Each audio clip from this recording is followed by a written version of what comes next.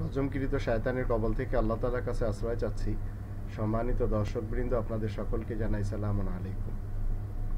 আমরা মুসলিমরা কি মুসলমান শিয়া, মুসলমান সুন্নি এবং মুসলমান সালাফি সহ আরও যারা মুসলমান কাদিয়ানি রয়েছে, মুসলমান তাবলিগি রয়েছে, মুসলমান দেওবন্দি এবং মুসলমান বেরেলভি রয়েছে, এদের বানানো যে সমস্ত মসজিদগুলি রয়েছে, আমরা কি সেই সব মসজিদগুলিতে যে নামাজ পড়তে পারি এবং তাদের পিছনে কি আমরা নামাজ পড়তে পারবো?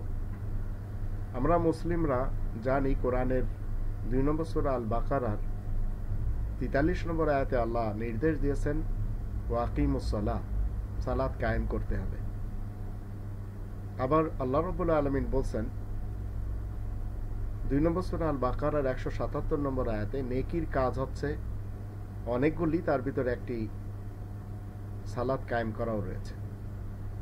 5 নম্বর সূরা আল মাইদার 2 নম্বর আয়াতে আল্লাহ বলে দিয়েছেন ওয়া তাআওয়ানু আলাল বিররি ওয়াত তাকওয়া, তোমরা একে অপরের সাথে সহযোগিতা করবে ভালাইয়ের কাজে এবং তাকওয়ার কাজে। তো সালাত এটি ভালাইয়ের কাজ। এখন সালাতের সিস্টেম হচ্ছে কাবা থেকে নিতে হবে। 2 নম্বর সূরা আল বাকারার 125 নম্বর আয়াত তার প্রমাণ করে ওয়াত্তাখিযু মিন মাকাম ইব্রাহিম মুসাল্লা। সালাতের ভিতরে যদি কাবা সিস্টেম অনুযায়ী পড়ানো হয়, সালাত যদি এইভাবে পড়ানো হয়, কাদিয়ানি মুসলমান, আহলে হাদিস মুসলমান, সালাফি মুসলমান, ওয়াহাবি মুসলমান, সুন্নি মুসলমান, এরা সবাই মূলত চেষ্টা করে কাবার নিয়ম নীতির কাছাকাছি এরা যে সালাত কায়েম করে। কিছু অঙ্গভঙ্গি তাদের নিজস্ব বানানো রয়েছে, কিন্তু যারা শিয়া মুসলমান তারা তো একেবারে ভিন্ন।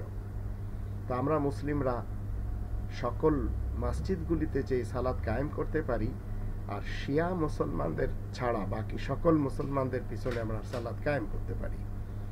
কাদিয়ানিদের পিছনে আমরা দেখি সুন্নি মুসলমানেরা যায় না, এমনকি কাদিয়ানি মুসলমানেরা সুন্নি এবং সালাফি এবং শিয়া মুসলমানদের মসজিদগুলিতে যায় না। কারণ এই ধর্মটি সেদিনকার ধর্ম, ইংরেজদের বানানো ধর্ম। এটি ব্রিটিশ ভারতের যুগে সৃষ্টি হয়েছে। তারা আল্লাহ তাআলার আয়াতের বিপরীত কর্মকাণ্ড করে, রাসূলের শিক্ষার পরিপন্থী তারা। তাই তারা মানব সমাজ থেকে আলাদা একটি সমাজ নিজেদের জন্য কায়েম করেছে এবং তথাকথিত খিলাফতের দাবিদার তারা। নেই কোনো দেশ তাদের হাতে। এখন তারা মূলত 3 নম্বর সূরা আল ইমরানের 103 নম্বর আয়াতের বিপরীতে মানুষকে বিভিন্ন ভাবে বিভক্ত করে নিচ্ছে এবং তারাই কেবল বলে যাচ্ছে একমাত্র জান্নাতে যাবে তারাই, আর বাকি কেউ যাবে না। এভাবে প্রত্যেকটি মুসলমানদের দল এবং সমাজকে আমরা দেখতে পাই। কিন্তু আমরা মুসলিমরা শিয়া মুসলমানদের ছাড়া বাকি সকল মুসলমানদের পিছনে এই যে আয়াতগুলি আপনাদের সামনে আমি তুলে ধরলাম, এই আয়াতগুলির দৃষ্টিতে সালাত কায়েম করতে পারি এবং 72 নম্বর সূরা জিনের 18 নম্বর আয়াতের দৃষ্টিতে সকল মসজিদগুলি আল্লাহ তাআলার। তাই আমরা সকল মসজিদে যে সালাত কায়েম করতে পারি। এমনকি আমরা যদি মনে করি যে সালাত একাকী অবস্থায় আমাদের ঘরে পড়তে হবে, সেটিও আমরা পড়তে পারি এবং অন্য যত ইবাদতখানা রয়েছে প্রত্যেকটি ইবাদতখানাতে যেও আমরা সালাত কায়েম করতে পারি। এটি আল্লাহ তাআলার নির্দেশ মতে আমরা করব এবং আমরা নিজেদেরকে কখনো বলতেই পারি না আমরা শিয়া মুসলমান, সুন্নি মুসলমান, সালাফি মুসলমান, কাদিয়ানি মুসলমান, তাবলিগি মুসলমান, দেওবন্দি মুসলমান, বেরেলভি মুসলমান।